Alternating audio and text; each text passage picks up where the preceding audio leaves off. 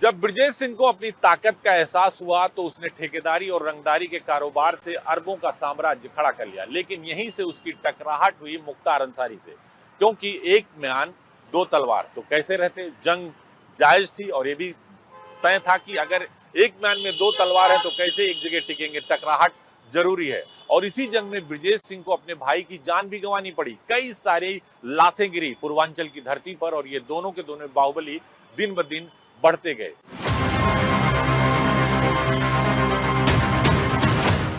कहते हैं कि पूर्वांचल की गद्दी पर बैठने की चाहत रखने वाले दो बाहुबली एक साथ नहीं रह सकते।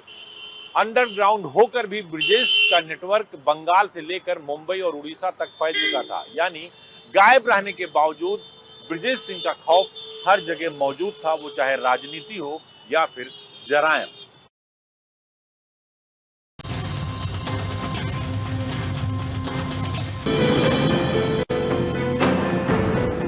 ब्रजेश सिंह को जब अपनी ताकत का एहसास हुआ तो उन्होंने ठेकेदारी और रंगदारी जैसे काम शुरू कर दिए। इसी दौरान उनकी दुश्मनी बाहुबली विधायक मुख्तार अंसारी से हुई, जो ब्रजेश सिंह को काफी महंगी भी पड़ी। अपराधी जिनके ऊपर अपराधी हैं और आज भी अगर आप देखें जिनके ऊपर आपराधिक मुकदमे हैं वो लगभग 20-22 लोग मंत्रिमंडल में शामिल हैं, ऐसा कहा गया है। तो ये चीज़ें रही हैं, लेकिन इसमें एक सबसे बड़ी बात यह है कि अगर देखा जाए इस पर किसी भी राजनीतिक दल ने विचार नहीं किया।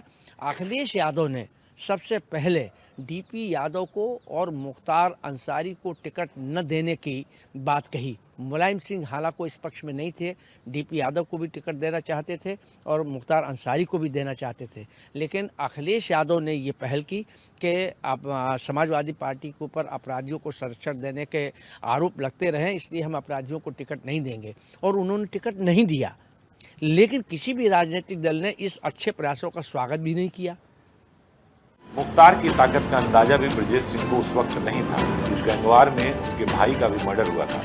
ब्रजेश सिंह ने पश्चिमी बंगाल, मुंबई, बिहार और उड़ीसा में भी अपना नेटवर्क बना लिया था और वो अंडरग्राउंड रहते हुए भी एक्टिव। कहा जाता है कि भले ही ब्रजेश सिंह फरार थे, लेकिन जब वो चाहते थे, जिसको वो चाहते थे, फिर वो इस दुनिया से अलविदा हो जाते थे।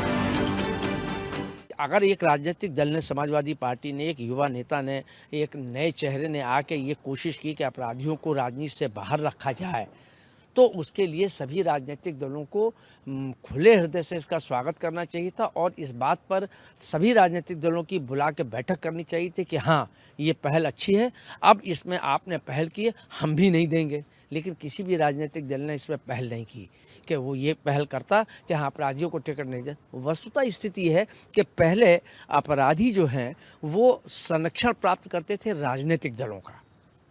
उसके बाद जब उनको लगा कि हमारे प्रभाव से, हमारे प्रभुत्व से, हमारे दबदबे से जब ये विधायक बन जाते हैं राजनीतिक दल के लोग, तो हम ही क्यों ना बन जाएं।